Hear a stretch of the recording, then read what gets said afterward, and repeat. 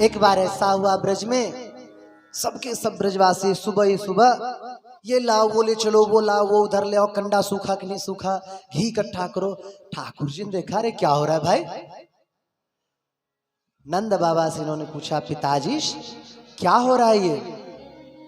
पिताजी बोले कि शक्रस्य पूजनम ये तत्किम फल, शक्रस्य पूजनम ये तद भुक्ति मुक्ति करम परम। हम शक्र की पूजा कर रहे हैं, इंद्र की, वो भक्ति मुक्ति सब मोक्ष वगैरह देते हैं। इन्होंने कहा शक्रादयो देव गणाश सर्वतो भुंजन्ते स्वर्ग सुखम स्वकर में भी। शक्र एक देवता है इंद्र।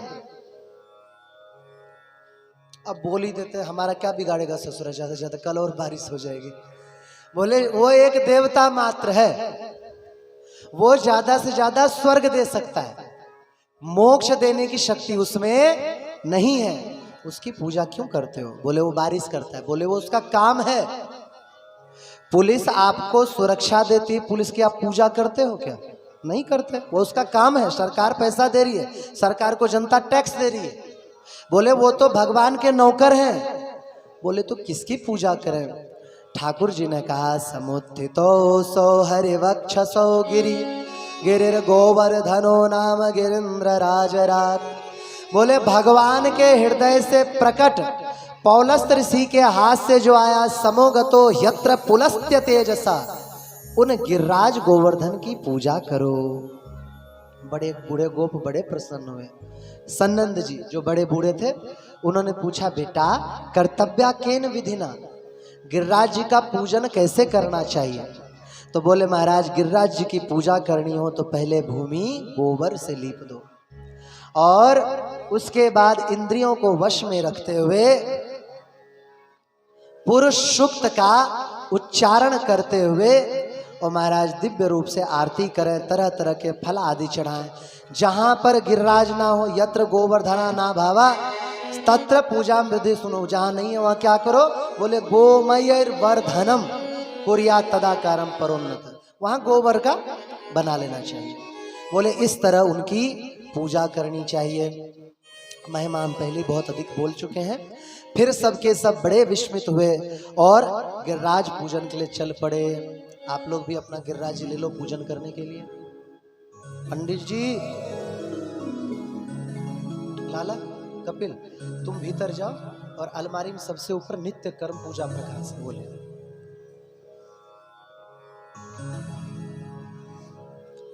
हरि शरणम हरि शरणम हरि शरणम।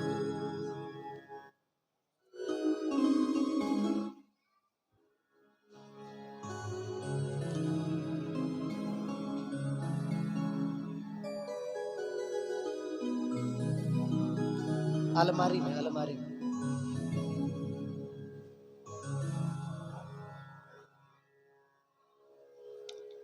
जैसा इसमें ठाकुर जी ने बताया है, आज हम उसी पद्धति से गिरिराज पूजन करेंगे। अरे वाह,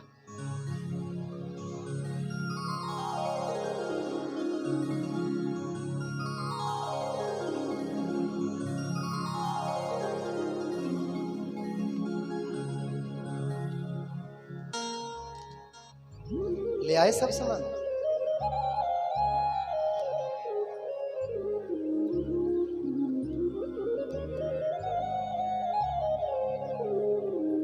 बड़ी भयंकर बारिश होने लग गई। सबके सब प्रधान गोप डर के मारे भयभीत हो गए। ऐसा लगा सातों लोग पाताल सहित डूब जाएगा, इतनी भयानक बारिश होने लग गई। गोप आए नंद बाबा के पास और बोले राम राम महाबाहो कृष्ण कृष्ण ब्रजेश्वर पाहि पाहि महाकष्टादिंद्र दत्तान निजान जनान। बोले हे कृष्ण, इंद्र याग छोड़कर हमने गिरिराज जी की पूजा की, अब वो हमें मारना चाह रहे हैं, क्या करें। बोले चिंता मत करो, गिरिराज जी की तलहटी में चलो। माँ भैष्ट यताद्रि तटम सर्वे परिक्रय से, सब चलो। वहां गए और गिरिराज जी को बिना श्रम के, जैसे गोबर का छत्ता कोई बच्चा उठा ले, धित्वा बभो श्री ब्रज राज नंदना कृपा करो सो करुणामय प्रभु। बोले यथिच्छोलिंद्र शिशु रस्रवो ग्रजः स्वपुष्करेण एव च पुष्करम। तुरंत गिरिराज जी को एक कण की उंगलियां से उठा लिया। बोले गिरिराज महाराज की जय हो। बोले सबके सब आ जाओ भीतर। सबके सब भीतर आ गए। उन्होंने तुरंत चक्र को कहा जाओ तुम ऊपर चलते रहो। बोले क्यों? बोले कि बारिश का पानी सुखाओ। शेष भगवान को बोले तुम चारों ओर कुंडली मार के बैठ जाओ, कोई पानी नहीं आ पाएगा। तभी तक अगस्त जी ने कहा प्रभु आपको याद है क्या? बोले एक बार अगस्त जी को पार्वती मैया ने भोजन के लिए बुलाया, तो वो बैठ करके भोजन का। महाराज वो खाते जाए खाते जाए खाते, समुद्र पी गए थे, कितना बड़ा तो पेट होगा। बेचारे घबराए। ठाकुर जी का स्मरण किया पार्वती मैया ने। ठाकुर जी वटुक रूप में आ गए, बगल में बैठ गए।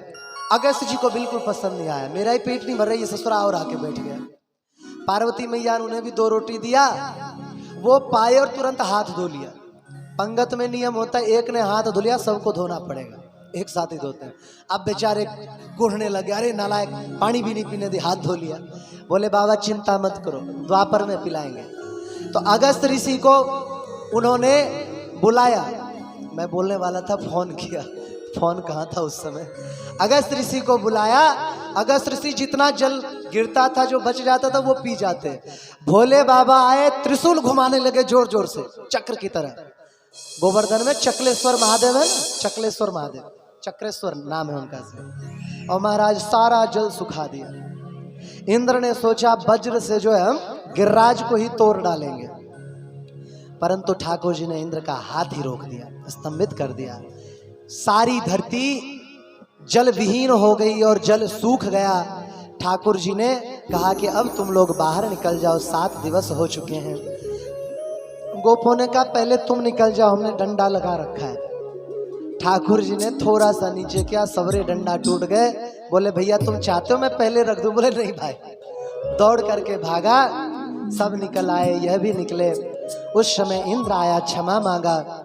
पूज्य श्री सुरभि माता प्रकट हुई और प्रकट होकर के उन्होंने आकाश गंगा का जल गिराया। वहां पर गोवर्धन में मानसी गंगा प्रकट हुई और ठाकुर जी को बोले हे प्रभु हमारे गायों की रक्षा आप करो, आप ही गायों के इंद्र हैं, इसलिए आपका ही नाम गोविंद हो गया।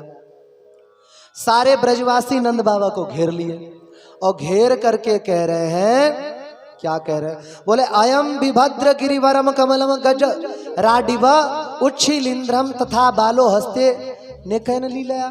एक बात बताओ, तुम्हारे ये जो लल्ला है इसने गिरिराज उठाया, तुम्हारे पूरे कुल खानदान में ऐसा कोई नहीं हुआ। नंद तुम खुद 7 किलो का पत्थर एक उंगली पर नहीं उठा सकते। कौन है ये? सच सच बताओ। और गौरवर्णा यशोदे तुम नंदत्वम गौरवर्णा वर्ण दृक, तुम गोरे यशोदा गोरी, अयम जाता कृष्ण वर्ण। तुम्हारा बेटा काला कहां से पैदा हो गया? महाराज जब ये बात कही, नंद जी ने सारी बात बताई। हे गोपगण गर्गस्य वाक्यम हे गोपा वदिष्यामि समाहिता। गर्ग जी ने कहा था यह भगवान श्री कृष्ण गोलोक धाम के स्वामी हैं। बोले नहीं, मैं तुम्हें जाति से निकाल दूंगा। ब्रज के राजा थे वृषभानु जी, चंद्रवंश के। उनके पास जाकर के बोले तुम जो है इसको नंद बाबा को निकालो जाति से। बोले क्यों निकाले? बोले कि अरे वो उसका बेटा पता नहीं किसका बेटा उठा लाया है वो। और तुम बताओ तुम्हें क्या लगता है? बोले कि ऐसी ऐसी बात बताया है गर्गाचार्य जी ने। बोले तुम्हारी बेटी बड़ी होगी, तुमने शादी क्यों नहीं की? बोले कि हमारी बिटिया की शादी ब्रह्मा जी ही करवाएंगे और करवा भी दी हो पता नहीं, हम नहीं करवाएंगे कृष्ण से, कृष्ण स्वयं भगवान है। बोले हम कैसे माने कि वो भगवान है? तो बोले एक काम करते हैं, क्या? बोले कि आप जो है सगुन भेजो कृष्ण के यहाँ पर, जितना महंगा से महंगा भेज सकते, देखते हैं कृष्ण में ऐश्वर्य है कि नहीं। और महाराज बड़े बड़े शगुन वहां पर भेजने की तैयारी करने लग गए।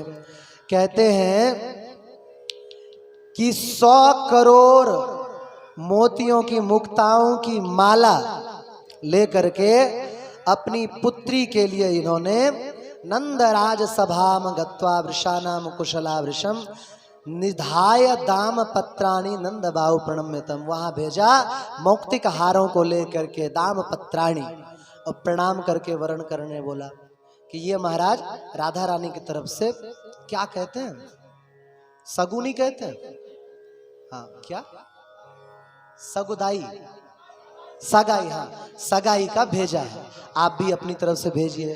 बोले उसका एक मोती ऐसा था जिससे 1 करोड़ स्वर्ण मुद्रा में खरीदा जाए, और ऐसी 100 करोड़ माला भेजा था। नंद बाबा चिंतन में पड़ गए, बोले अब क्या हो, लोके लज्जा गता सर्वार रासः स्याच्चेद धनोद्धृतम, बोले अब तो हमारी जगत हंसाई हो जाएगी, क्या करें। इधर ठाकुर जाए, बोले मैया यू कहा चीज है, बोले बेटा मोती के बीज है, बोले बीज तो बोते हैं, 2-4 माला लिए जाके बो दिए रतन कुंड में। नंद बाबा बाद में आए और देखा, अरे अरे क्या हो गया, नास्ति पूर्वम यत् समानम तत्रापि न्यूनताम गतम, अहो कलंको भविता ज्ञातिषु स्वचेषु स्वेषु सर्वतः, बोले पहले ही हम कुछ नहीं दे पाते, चोरी और हो गई, कम और हो गई, कहाँ गया। ठाकुर जी ने कहा बाबा घबराते क्यों, हम किसान हैं, बो दिया। अरे नालायक मूड निरठ गमार, सैनिकों जाओ खोद लाओ। खोदने गए तो वहां तत्र मुक्ता फलानाम तू शाखिनः सतस सुबह, मोतियों के पेड़ उगाए हैं, बड़े बड़े फल निकल रहे हैं मोतियों के, इतने बड़े बड़े मोती देख के प्रसन्न हो गए। महाराज जी वहां के जो लोग जाते हैं भोले वाले, वहां के संत क्या करते हैं, अब मोती तो नहीं मिलता, वो कांच की छोटी छोटी होती है ना मोतियां, वो डाल दिया करते हैं, लोग कुड़े देते हैं, वो मिल जाते हैं, देखो मोती मिल गया, मोती वो कांच की गोली होती है। तो वो माला भेजी तो राधा रानी सरकार ने वहां पर स्वीकार किया, और सबको पता चल गया कि राधा और कृष्ण एक दूसरे के लिए ही बने हैं। बोले महाराज एक बार गौतमी गंगा के किनारे रहने वाले विजय नाम का ब्राह्मण मथुरा आया, वहां का दर्शन करके घर लौट रहा था, एक गिरिराज की शिला हाथ में लेके जा रहा था, तभी एक बहुत बड़ा राक्षस दिखाई पड़ा। ये डर गया, डर के मारे पत्थर मारा, स्पर्श होते ही वह वंशी हाथ में लेके कृष्ण स्वरूप कृष्ण का दूत बन गया। इन्होंने पूछा तुम कौन हो, बोले महाराज मैं बहुत बड़ा पापी हूँ, मलयाचल पे मैं रहा करता था, बहुत ज्यादा दान पुण्य, शोर मत मचाओ, करने वाले ब्राह्मण का मैंने अपमान कर दिया, इस वजह से मुझे ये शरीर भोगना पड़ा। कथा और लंबी है लेकिन कल देख लेंगे। तो आपकी कृपा से मेरा उद्धार हुआ, आगे की कथा कल बताएंगे। अभी थोड़ा देर रुको, कुछ प्रश्न आप लोगों के पहले से ही हैं, उन प्रश्नों का समाधान करें।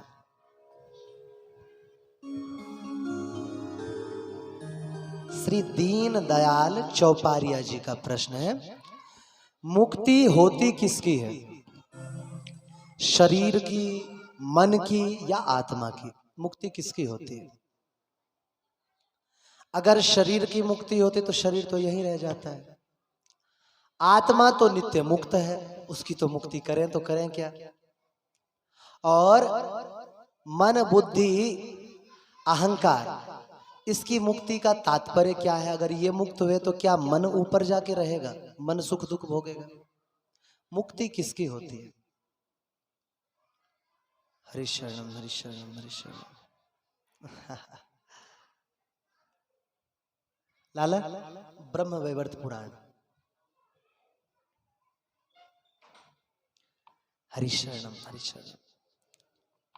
देखो तात्पर्य मुक्ति का क्या होता है? किसी चीज से छूट जाना।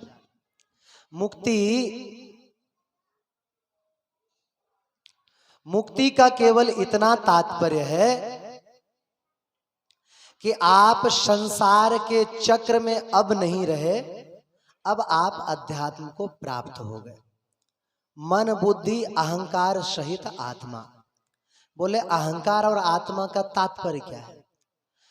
आत्मा को समझ लो शरीर, और मद बुद्धि अहंकार को समझ लो उसके हाथ पैर।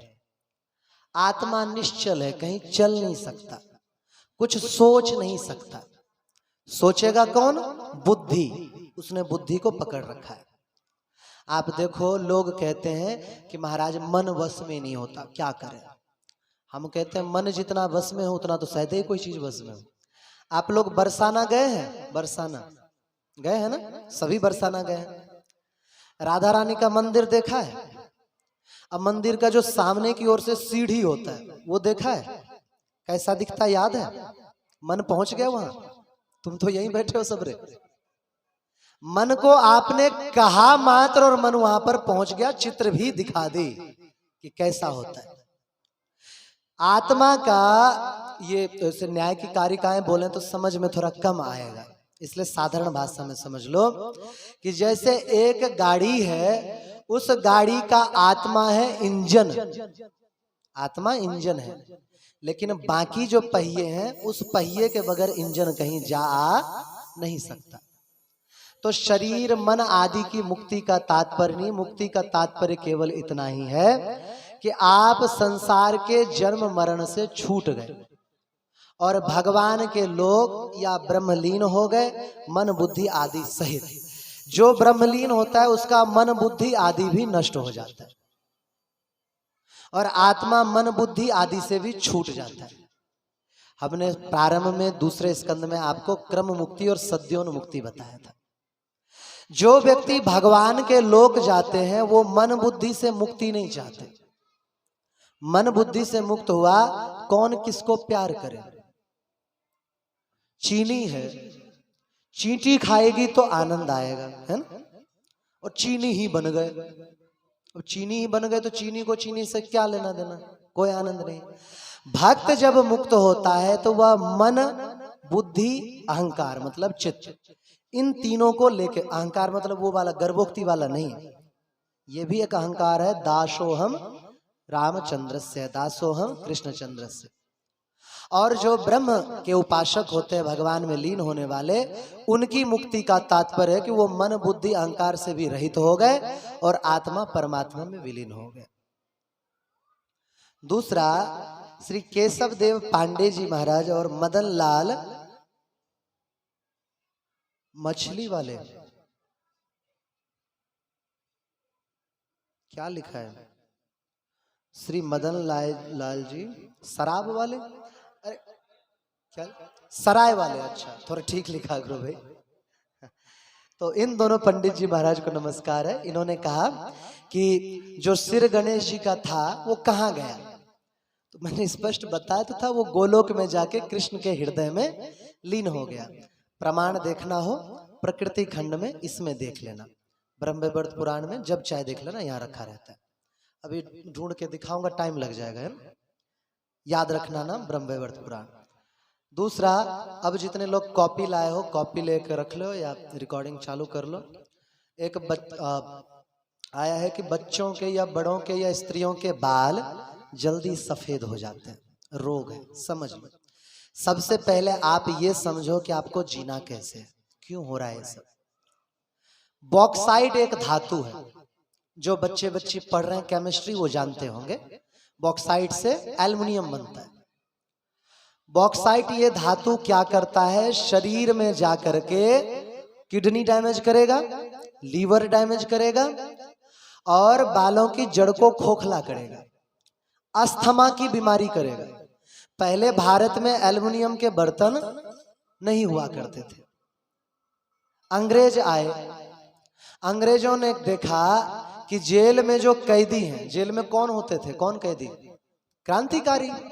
उनको डायरेक्ट मारो तो बाहर बवाल होता है, धीरे धीरे मारना है। क्या करें? एल्युमिनियम, जिसको सिल्वर कहते हैं ना, माताओं ध्यान से सुनो समझो, सिल्वर के बर्तन में पका के सिल्वर के बर्तन में खाने को दिया गया। अभी भी देते हैं। आप में से कोई जेल तो नहीं गया अभी तक? नहीं गया? मैं 13 महीने रहा हूं, नहीं गलत काम करके नहीं। एक बार मुल्ले ने गाय मार रहा था, हमने उसे मार डाला तो जेल हो गई थी। आज भी वहां पर एल्युमिनियम का ही बर्तन यूज होता है। एल्युमिनियम के बर्तन में खाते रहो, एल्युमिनियम कभी नष्ट नहीं होता, परिवर्तित नहीं होता है। उदाहरण में समझो, महाराज जी क्या नाम है, स्नान करने के लिए ठंड में एल्युमिनियम के एक वो रहता है, क्या कहते हैं, अरे वो गोल सा होता है ना पानी गर्म करने वाला, रॉड, रॉड ही कहते हैं ना। रॉड जब आप डालोगे पानी में, वो मूल रूप से एल्युमिनियम, वो कहते हैं क्या नाम है, पीतल वितल के नहीं होते, कलर चढ़ा होता है, एल्युमिनियम को होता है, क्योंकि गर्म एल्युमिनियम ही कर सकता है। आप देखोगे कुछ दिनों में ही एल्युमिनियम के ऊपर एक सफेद लेयर चढ़ जाता है, ध्यान दिया कभी?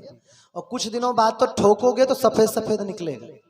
क्या करता है वो पानी में से कैल्शियम खींच लेता है, एल्युमिनियम नष्ट नहीं होता है।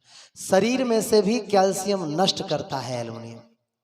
एल्युमिनियम के बर्तन में जो खाएगा वह स्वस्थ होने की कामना छोड़ दे, स्वस्थ नहीं हो सकता। दूसरा है स्टील। इसको आप गूगल पे सर्च कर सकते हो, मेरी बात मत मानो, भाड़ में जाओ, लेकिन गूगल पे सर्च करो। नहीं, भाड़ में मत जाओ मतलब मत मानो, गूगल पे सर्च कर लो। ये तो मेरी आदत हो गई बोलने की।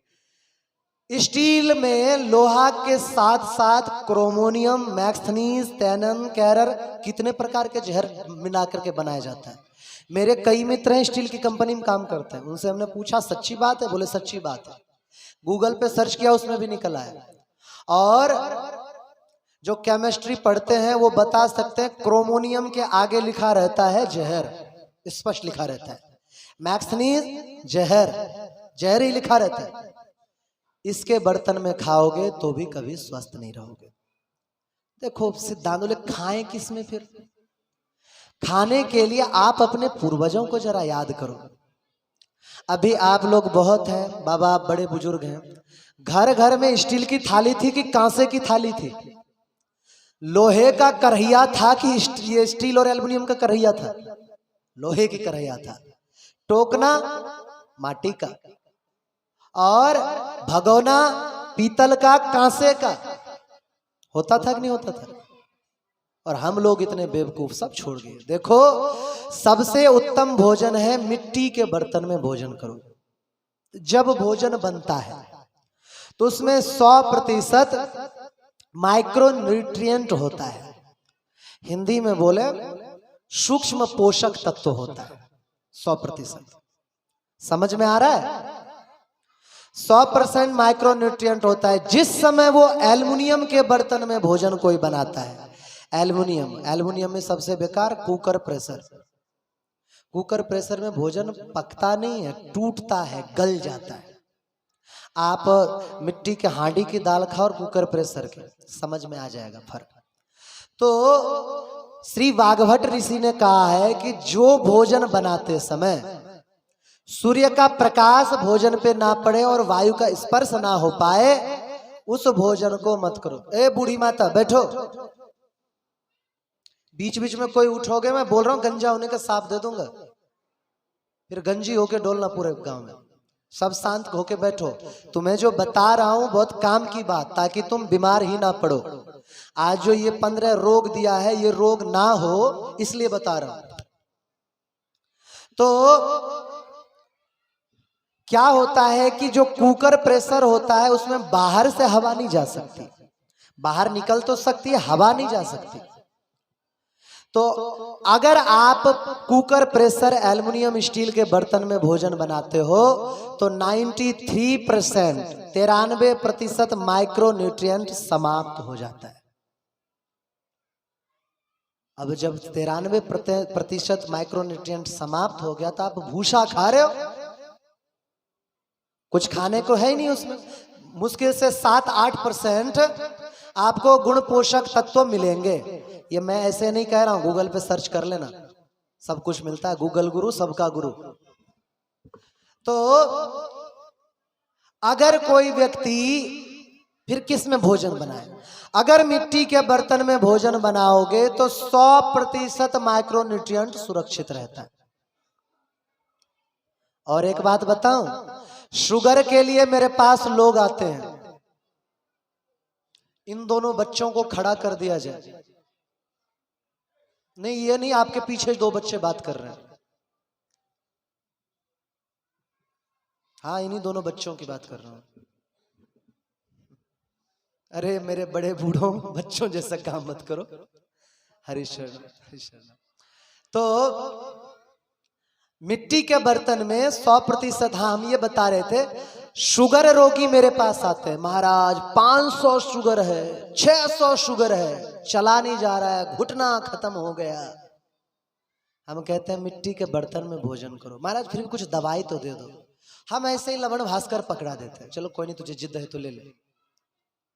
3-4 महीने बाद आता है, बोले महाराज दवाई ने कमाल कर दिया। मैं कहता हूं अबे ढक्कन, वो दवाई शुगर की थी ही नहीं, मिट्टी के बर्तन में जो तुमने भोजन किया है उसका कमाल है। शुगर रोगी केवल मिट्टी के बर्तन में भोजन करना आरंभ कर दो, 3 से 4 महीने होते होते डाउन हो जाएगा, होगा ही नहीं कभी। कितना भी शुगर है, 500 है, 600 है, नहीं होगा शुगर। तो मिट्टी के बर्तन में भोजन करो। दूसरे नंबर पे है कांसे का बर्तन। खुजली मिश्रा नहीं, खुजली सिरदर्द, अच्छा ठीक है जी प्रभु बताते हैं। हिंदी थोड़ा ठीक लिखा करो बच्चों, मैं खुजली मिश्रा पढ़ रहा था, हमें लगा कैसा नाम है। हरि शरणम हरि शरणम। दूसरे नंबर पे है कांसे का बर्तन। कांसे, तांबा और पीतल, ये 3 बर्तन। इन बर्तनों में भोजन बनाओगे तो मुश्किल से 3 या 4% माइक्रोन्यूट्रिएंट खत्म होगा, मतलब 96% गुणपूर्ण पोषक तत्व मिल जाएंगे। लोहे के बर्तन में भोजन बनाओ, आयरन की कमी शरीर में कभी नहीं होगी। आ रहा है समझ में, नहीं आ रहा है? तो आज ही वचन ले लो कि घर जाते ही एल्युमिनियम स्टील के बर्तन का त्याग करेंगे। देखो कहोगे कि बाबा महंगा आएगा बर्तन, पीतल तांबा महंगा है। जीवन में एक ही बार तो लाना है ना, रोज रोज तो खर्च नहीं करना। फिर बोलोगे बाबा कुकर प्रेशर में दाल थोड़ी जल्दी बन जाती है, माटी की हांडी में थोड़ी लेट बनती है। देखो एक चीज याद रखना, ऋषियों ने, चरक ऋषि ने कहा है, जो चीज खेत में जितना ज्यादा देर में पके उसे रसोई में भी देर से पकना चाहिए। कोई भी दाल 4-6 महीना लेता है तो रसोई में भी देर से पकना चाहिए, तभी उसमें पोषक तत्व आते हैं। और अगर जो समय आपने बचा लिया कुकर में डाल के, तो वो समय कहाँ लगाओगे? बोलेंगे सास भी कभी बहू थी, वो देखेंगे टीवी में बैठ के। यही होता है, ये रिश्ता क्या कहलाता है ससुरा। मेरे पप्पा देख देख के बुढ़े हो गए, हम देख देख के बूढ़े होने वाले, वो रिश्ता ही पता नहीं चला आज तक। 25 साल हो गए, चल ही रहा है।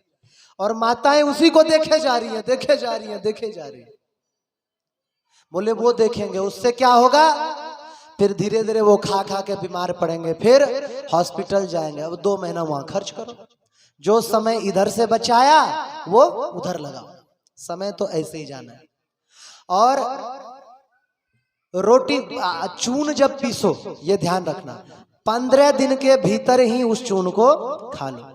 एक साथ कट्टा तक 10 कट्टा लाके नहीं रख ली, जानवर नहीं हो। 15 दिन बाद चून में असर समाप्त हो जाता है, पोषक तत्व समाप्त हो जाता है, ध्यान रखो। और केवल गेहूं की रोटी कभी नहीं खानी, केवल गेहूं की रोटी कैंसर करती है। मेरी बात रिकॉर्ड करके लिख के रख लो, सब गूगल पे सर्च करना, सब मिलेगा, प्रमाण से कहते हैं। तो क्या करें? बोले गेहूं में थोड़ा बाजरा मिला लिए, थोड़ा चना मिला लिए, और थोड़ा सा मक्का मिला लिए, थोड़ा मटर मिला लिए, जो भी है मोटा अनाज, कई अनाज मिला करके और महाराज खाए। नहीं मिलता है तो जयराम जी के यहाँ से खरीद लाए, पलवल से, उनके यहाँ सब मिल जाता है, यहाँ बैठे हुए हैं। तो मोटा अनाज खाना जब भी। और ये इसलिए बता रहा हूं, जीने का तरीका सीखो, बीमार ही मत पड़ो। बीमारी के बाद दवा क्यों खाना, बीमार ही नहीं पड़ना है। और भोजन बनने के बाद 48 मिनट के भीतर भोजन कर लो, क्योंकि 48 मिनट के बाद उसमें पोषक तत्व तो समाप्त होने लगता है। हमारे बड़े बुजुर्ग कहते थे गर्मा गर्म खाओ बेटा, गर्मा गर्म खाओ, कहते थे कि नहीं? उतरते जा खाते जा, गरम खाओ। एक तो भोजन की गर्मी, ऊपर से पेट की गर्मी, दोनों गर्मी मिलकर के पाचन अच्छा होगा। लेकिन नहीं साहब, हम तो सुबह बनाएंगे फ्रिज में रखेंगे, शाम को खाएंगे, शाम को रखेंगे फ्रिज में रखेंगे, सुबह खाएंगे, फिर पेट होगा जाम, फिर पर्र पुर्र पादते रहेंगे दिन भर, गैस होगा, सिर दर्द होगा, फिर बोलेंगे दवाई दो। नहीं करनी ऐसे काम। तो 48 मिनट के भीतर भोजन कर लिए। और भोजन कब करें? वैसे तो आप किसान हो, आप लोग पालन भी करते हो। श्री चरक ऋषि कहते हैं कि दिन का प्रथम प्रहर बीतने से पहले भरपेट भोजन कर लो। प्रथम प्रहर 9 बजे से पहले, उस समय आपकी पेट की अग्नि बहुत प्रदीप्त रहती है, भोजन कर लो। कहते हैं सवेरे को, ब्रजभाषा में सुबेरे को भोजन लगकर पत्थर सब हजम, सुबह सुबह भरपेट खाए।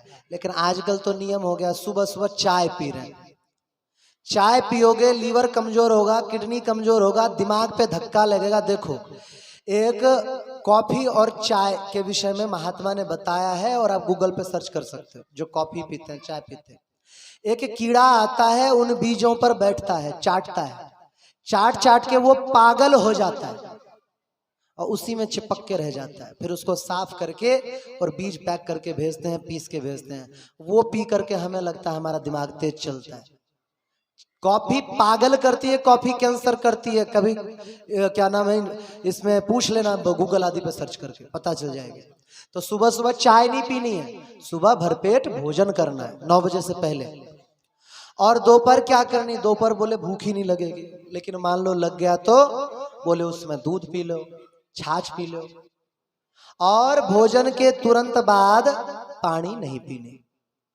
हाँ, अगर आप बहुत मेहनत करते हो तो फिर एक आध घूंट पी सकते हो, नहीं तो पानी नहीं पीनी।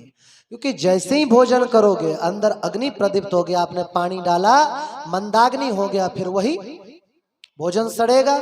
सड़ेगा तो उसमें से गैस निकलेगी। फिर अब क्यों बोलूं, बार बार हंसोगे, फिर वही होगा। आदो डकारा नीचे पधारा, मतलब ऊपर से डकार निकल रहा है नीचे से। तो ये सब नहीं करनी। और रात में भोजन कब करनी? ऐसे तो नियम है सूर्य अस्त होने से पहले भोजन कर लो, नहीं भी तो ज्यादा ज्यादा 7 से 8 बजाओ। इसके बाद का समय भोजन करोगे पचेगा नहीं। ये भोजन का नियम याद रखना है। दूसरा, रेफ्रिजरेटर में रखी हुई चीजें खाने पीने योग्य नहीं है। आपको पानी ठंडा चाहिए, बड़े बूढ़ों से पूछो मटके का पानी कितना ठंडा शीतल होता है, वो नुकसान नहीं करेगा।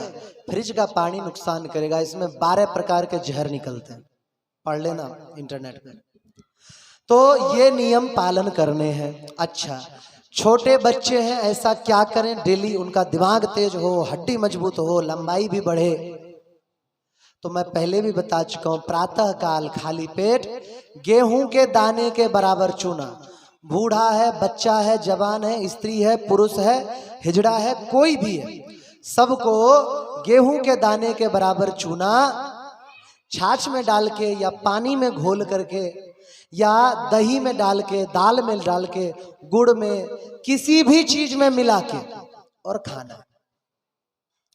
कैल्शियम अत्यंत तीव्र होगा, दांत मजबूत होंगे, हड्डियां मजबूत होंगी, दिमाग तेज होगा। किसी को कैसी भी गांठ हो गई हो ना, इतना रोज करो, 2 से 3 महीने में गल जाएगा, चाहे गर्भाशय गांठ हो चाहे स्तन का हो।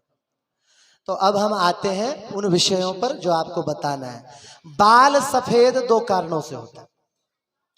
पहला कारण होता है खाद, यूरिया खाद का भोजन।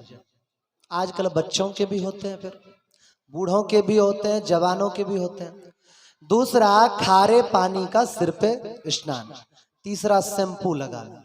मैं अब संक्षिप्त बताता जाता हूं, लिखने वाले लिखो और रिकॉर्ड करने वाले रिकॉर्ड करो। बाल सफेद हो गया, क्या करें?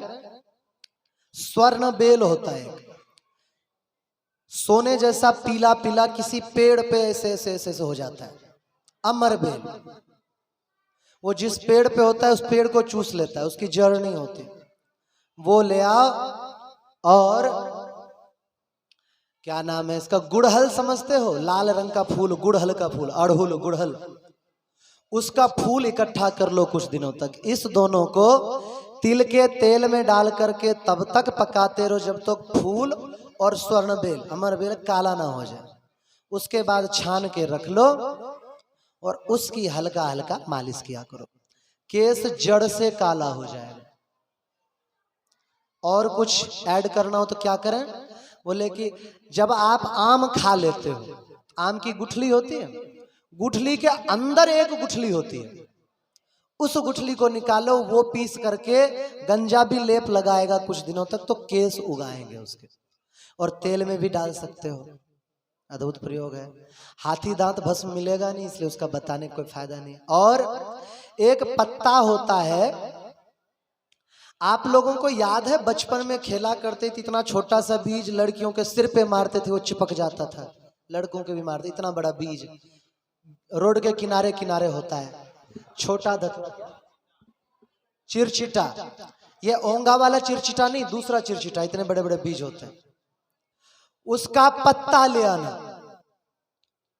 2 किलो पत्ता, 4 किलो तिल का तेल, या तिल का तेल नहीं, उसमें गाय का घी, अंदाजा लगाओ तो 1 किलो पत्ता 2 किलो घी पीस करके डाल दो।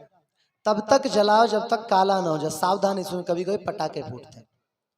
और जब काला पड़ जाए छान के रख लो। और उसके बाद जब आप मालिश करोगे 15-20 दिन में रोएं दिखने चालू हो जाते हैं, अद्भुत है। और सिर को साफ करने के लिए कभी शैम्पू यूज मत करना। करीब 10 से 12 दिन तक सारे देश के न्यूज चैनल पे चला था, शैम्पू से कैंसर होता है इसी देश में, इंटरनेट पे सर्च कर लेना। शैम्पू यूज नहीं करना। सिर धोने के लिए क्या यूज करें? सिर धोने के लिए सबसे उत्तम है, हाँ जी, मुल्तानी मिट्टी सबसे अच्छा। दूसरे नंबर पे छाछ। छाछ से धोना हो तो डायरेक्ट मत धोना, वो छोटे छोटे टुकड़े चिपक जाएंगे। छाछ को छान लिए कपड़ा में और उससे सिर धोया तो सिर में रूसी नहीं रहेगी। और एक उपाय तो ऐसा है, वो कर लो तो सारा झगड़ा ही समाप्त। पता है क्या? हमारी तरह मुंडन करा लो, ना काले होंगे ना उड़ेंगे, कुछ नहीं, झगड़ा ही समाप्त। ना कंघी करना ना तेल लगाना। चलो ये तो परिहास की बात हुई। और अब है शरीर को साफ करने के लिए क्या करें। आपकी हेमा मालिनी आदि प्रचार तो करेंगी लक्स और लाइफ बॉय का। आपको पता है लाइफ बॉय 10 देश में बंद किया हुआ है, इस देश में चलता है। कुत्तों को धोने के लिए यूज करते हैं, इंसान यूज नहीं करता, कैंसर होता है। तो शरीर में मुख में क्या लगाएं, याद कर लो अच्छी तरह से। खल ले आए, 50 ग्राम खल। खल समझते हो? खर, गाय भैंस को खिलाने वाला खर। खर ले लिए, उसमें आधी चम्मच डाली हल्दी, आधा चम्मच डाला बेसन, आधा चम्मच डाला सरसों का तेल और आधा 1 चम्मच डाले 2-3 चम्मच दूध। उसको मिला लिए और मिला करके शरीर को रगड़ लो अच्छी तरह से। नहाने से पहले मैल छूट जाएगा।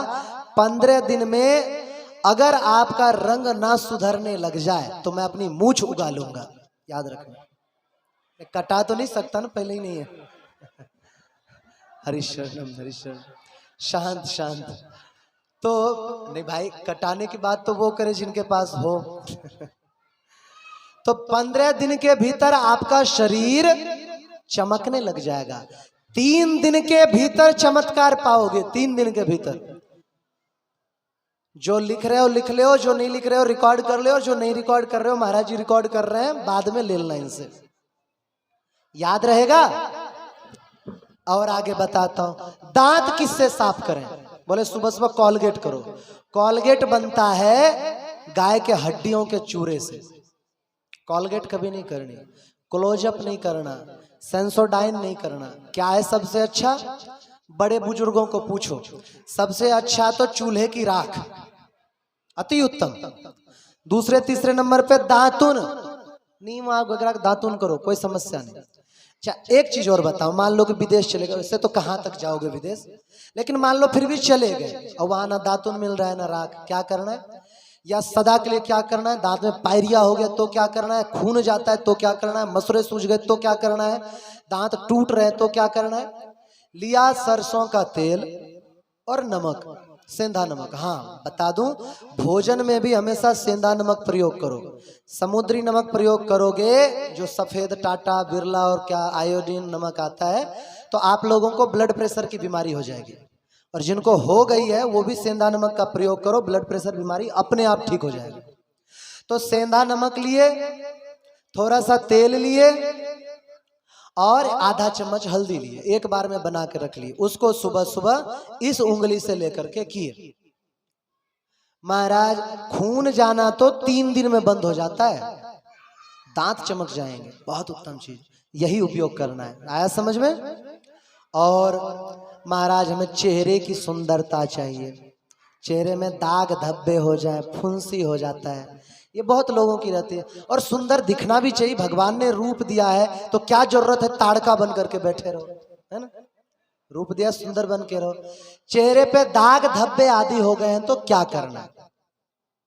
नीम पीने को कहो तो बुखार चढ़ जाएगा, कड़वा होता है, कैसे पिए, है ना? नीम नहीं पी सकते।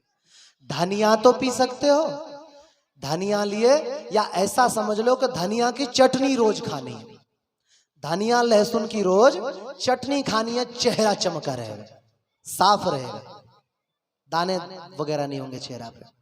अच्छा, अब दूसरे नंबर पे हम आते हैं, घुटना का दर्द। घुटना का दर्द करता है महाराज, घुटने में बड़ी पीड़ा होती है।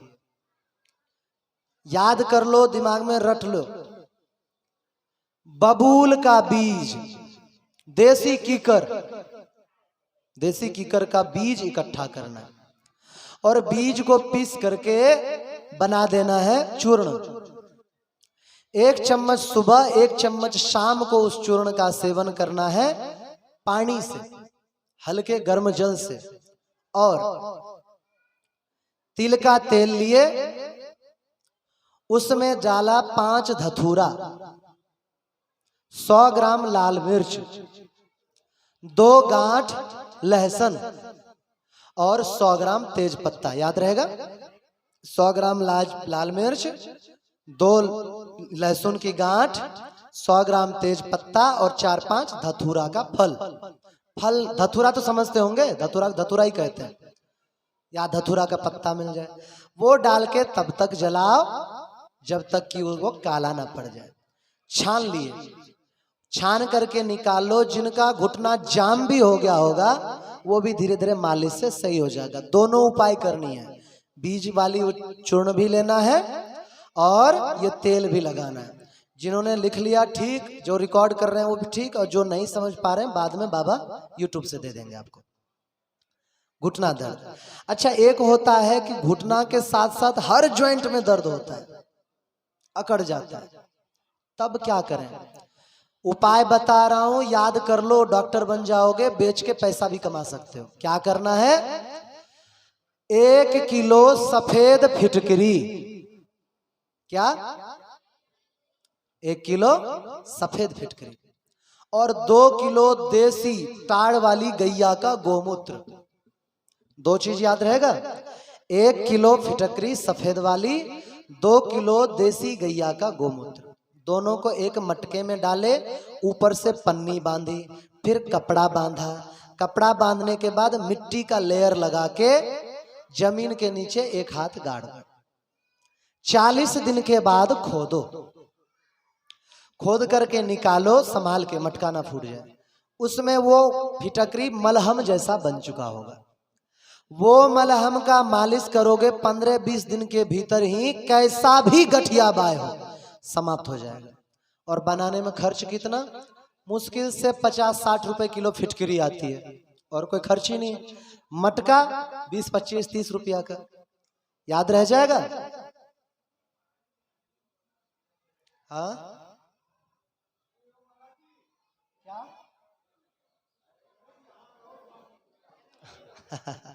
वो तो देखेंगे। महाराज श्री राधे राधे जी। महाराज जी, जितने भी उपाय आपने बताए हैं, एक भी इनमें से 1% नहीं करेगा। तो इनको सबको कहवे को मत ये है कि महाराज जी यहाँ रहे, चेला बन जाएंगे, चेला सब काम में करेंगे और फिर महाराज जी औषधि दियो। बोलो जी, सही है बात का नहीं है? राधे राधे राधे राधे राधे श्याम।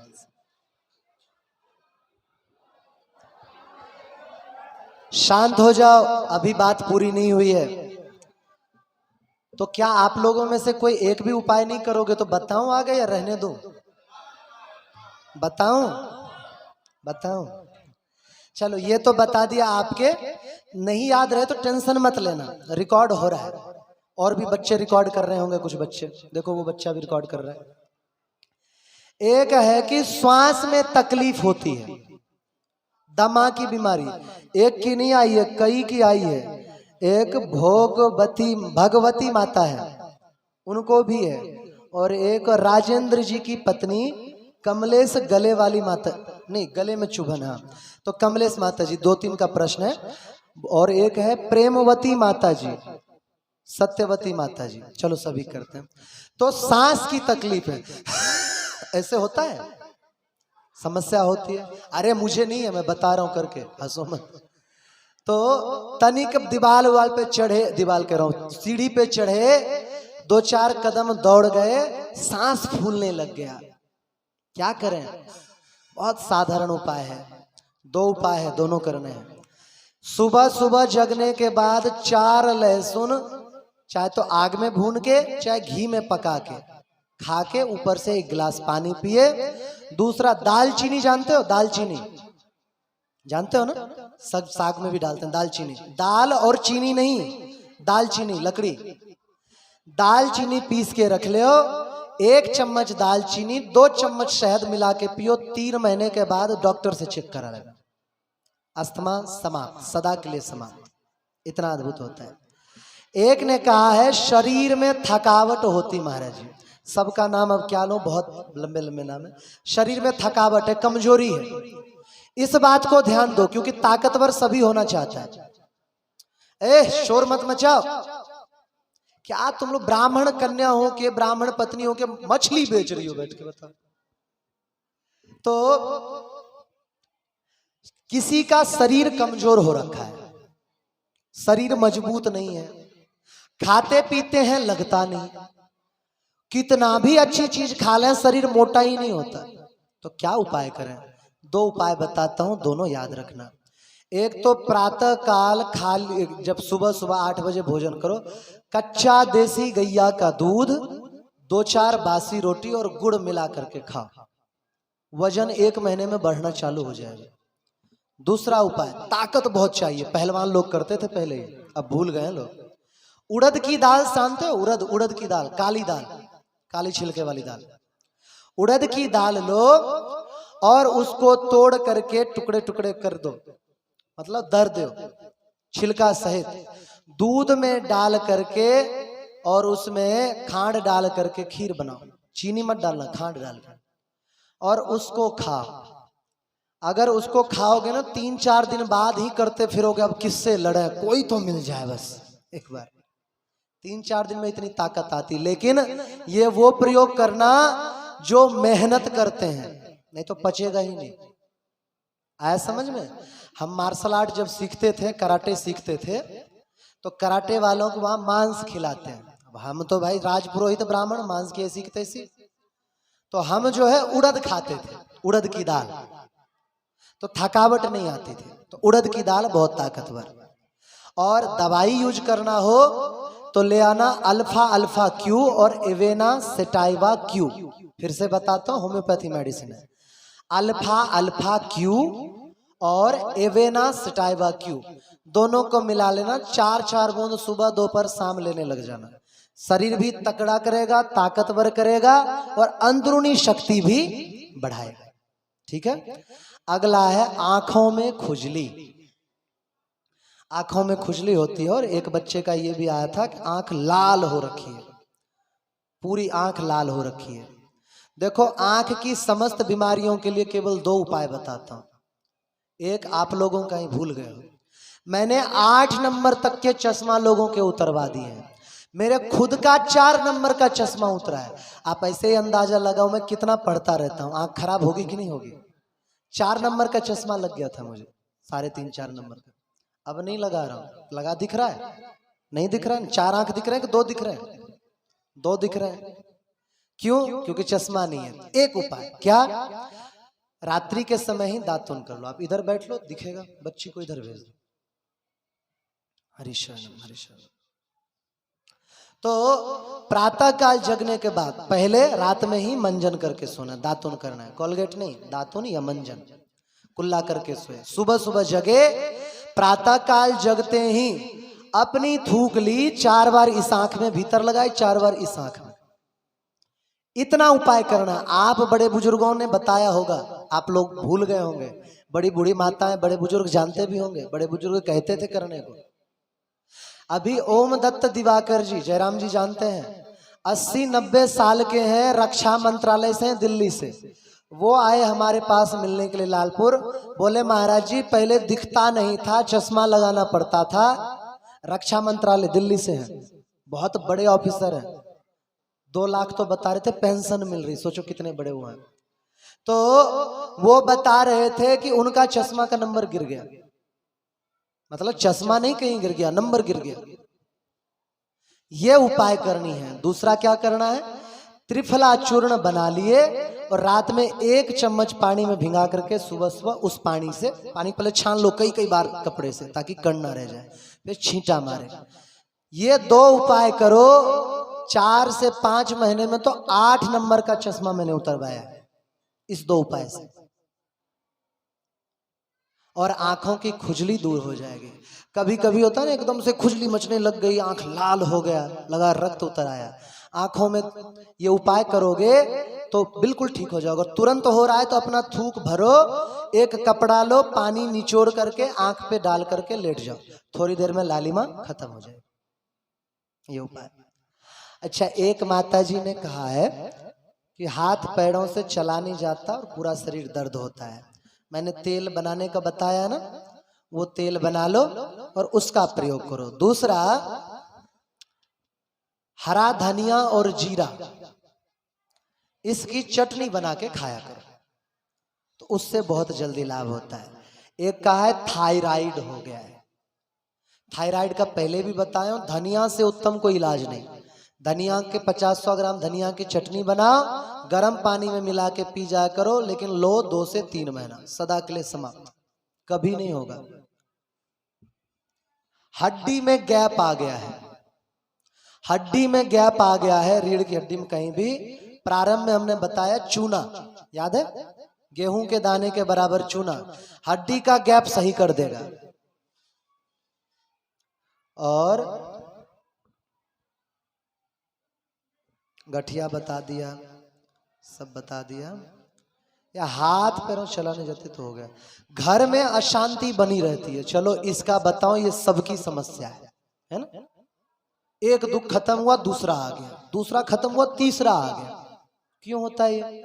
बोले ये होता है ग्रहों के कारण, या हम लोगों की घर की दिशा सही नहीं होती, वास्तु शास्त्र के कारण। एक तो सभी अपने घर में तुलसी लगाया करो।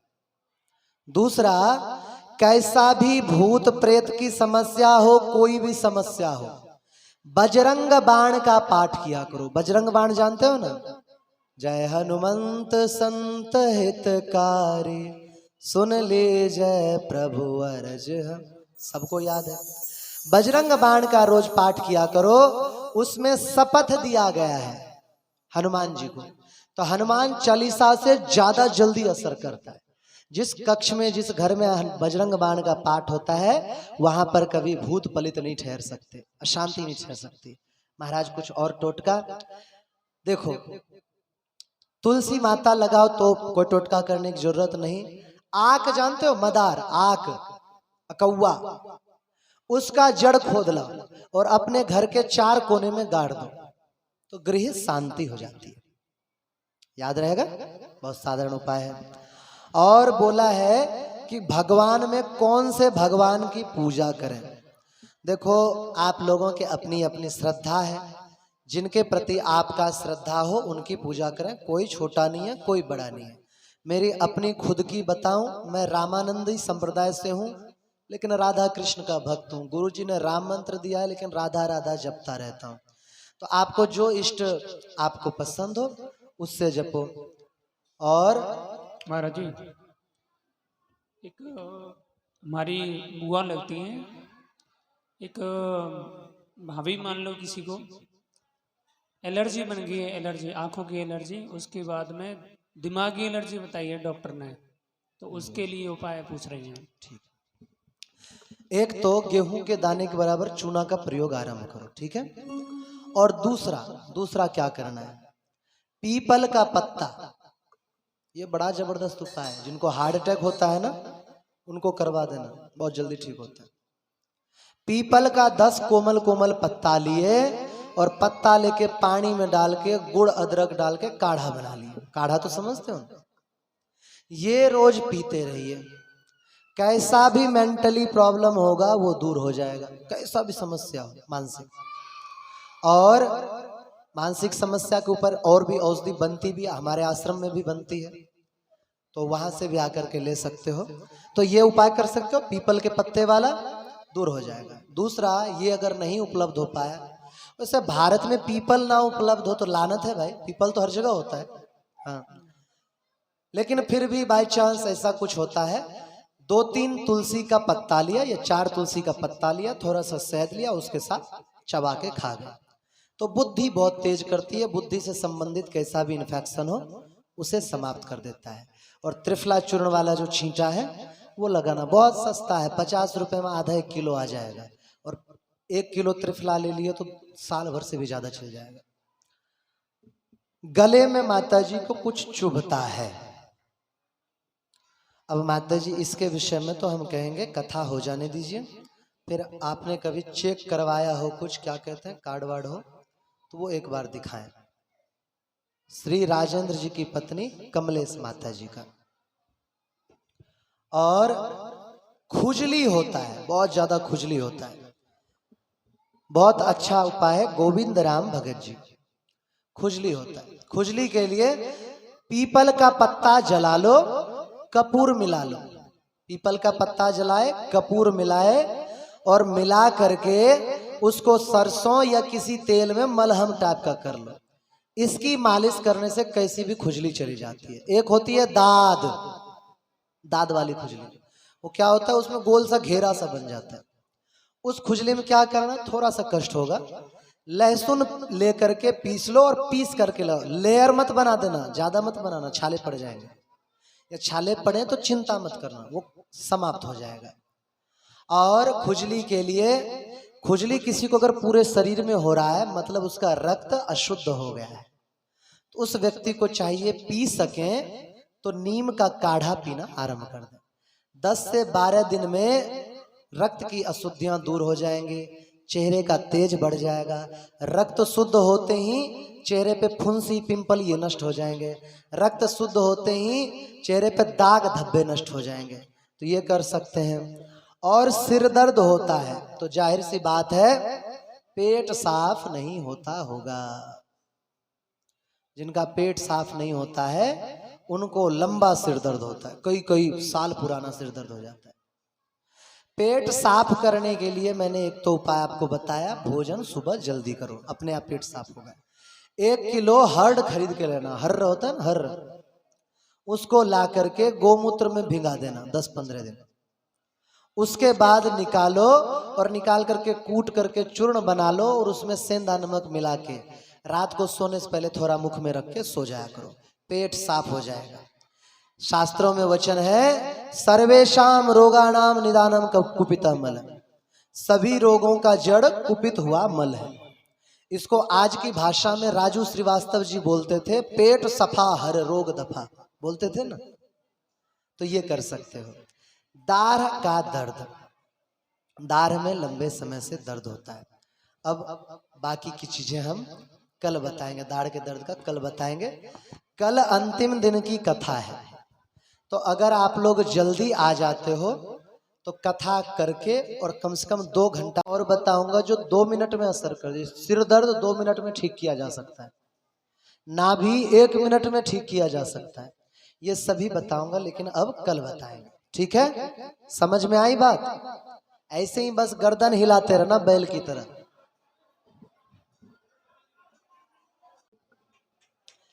समय पर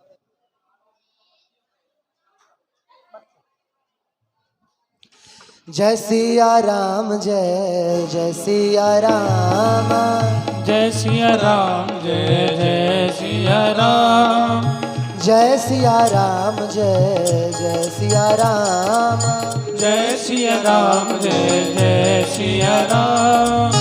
मंगल भवन अमंगल हारी, मंगल भवन अमंगल हारी द्रवहु सुदशरथ अजर बिहारी द्रवहु दशरथ अजर बिहारी जय सिया राम जय सिया राम जय सिया राम जय सिया राम जय सिया राम जय सिया राम जय सिया राम जय सिया राम उमा कहूँ मैं अनुभव अपना उमा कहूँ मैं अनुभव अपना सत हरि भजन जगत सब सपना सत हरि भजन जगत सब सपना जय सिया राम जय सिया राम जय सिया राम जय सिया राम जय सिया राम जय सिया राम जय सिया राम जय सिया राम जय सिया राम जय सिया राम जय सिया राम श्री राधा दीदी की जय हो। एक मिनट मैन पॉज रुक जाना। मासिक धर्म रुक जाता है या समय आगे पीछे हो जाता है तो बहुत दर्द होता है, ज्यादा खून जाता है। ये समस्या बता भी नहीं पाती हैं कई स्त्रियां, बहुत साधारण है। 1 चम्मच लेना मेथी का दाना, ठीक है, 1 चम्मच मेथी का दाना, 1 गुड़ की डली, 2 चीज याद रहेगा। 1 चम्मच मेथी का दाना, 1 गुड़ की डली पानी में डाल के काढ़ा बना के लगातार कुछ दिन तक पियो। जिनका 4-4 महीना हो गया ना बंद हुए, वो भी कुछ दिनों में ठीक हो जाएगा। चलो आरती करो।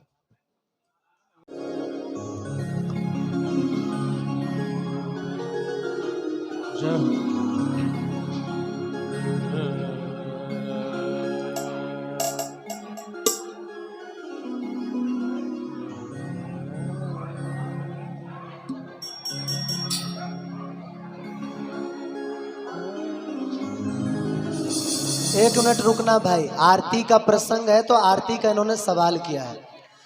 देखो आरती जल चुकी है, बहुत संक्षिप्त में 30 सेकंड में बताऊंगा। चुप हो जाओ, चुप हो जाओ सबके सब। ठाकुर जी की आरती घुमाने का एक सिद्धांत है, एक नियम है। जब भी आरती घुमाओ 4 बार चरण में, मतलब ये हुआ 1 बार, ठीक है, ये 2 बार, ये 3 बार और ये 4 बार।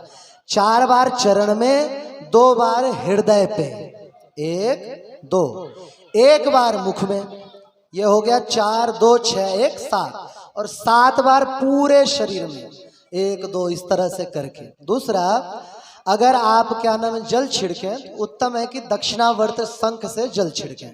दक्षिणावर्त शंख से जल छिड़कने से लक्ष्मी का वास होता है। अब करो आरती करो। आरती बाल कृष्ण की जय, आरती बाल कृष्ण की जय। हो अपनो जन्म सफल कर लीजय, अपनो जन्म सफल कर लीजय। ओ श्री यशोदा को परम दुलारो, श्री यशोदा को परम दुलारो।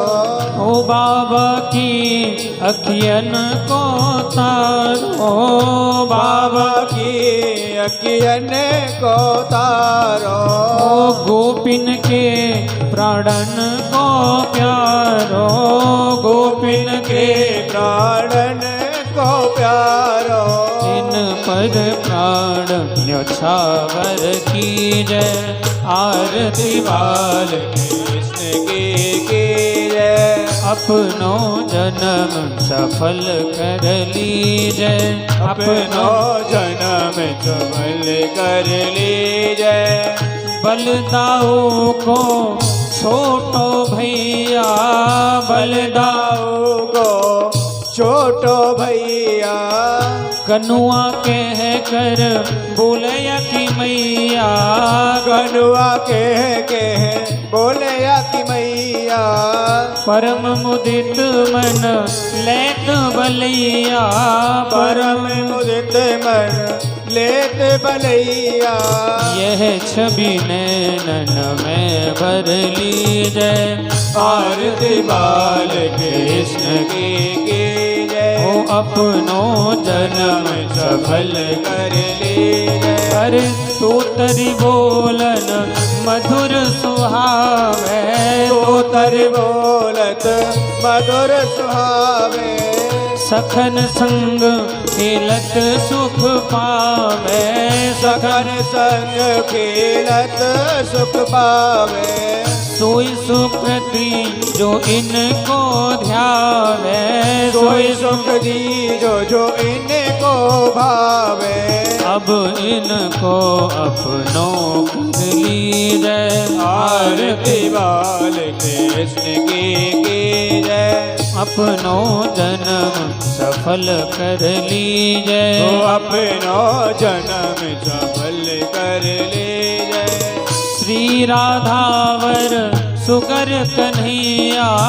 श्री राधावर कुमार कन्हैया। ब्रज जन को नवनीत खवैया। ब्रज जन को नवनीत खवैया। देखत ही मन लेत चुरैया। देखत ही मन लेत चुरैया। अपनो सर्वस इनको दीजय। आरती बाल कृष्ण की जय। अपनो जन्म सफल कर लीजय। कर्पूर गौरम करुणावतारम। संसार सारम बुझ गेंदहारम। सदा वसंतम हृदयालविंदे। भवम भवानी से नमामि। त्वमेव माता च पिता त्वमेव। त्वमेव बन्धुश्च सखा त्वमेव। त्वमेव देव्या द्रविडं त्वमेव। त्वमेव सर्वं मम देव देव। त्वमेव सर्वं मम देव देव। त्वमेव सर्वं मम देव देव।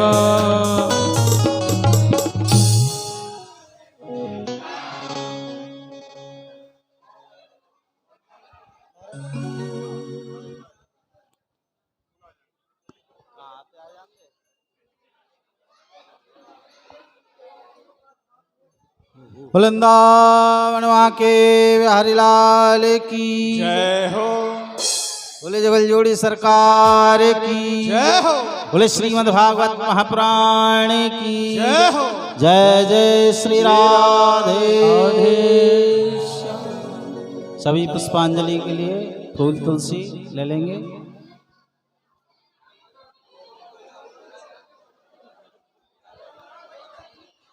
ओम श्री परमात्मने नमः।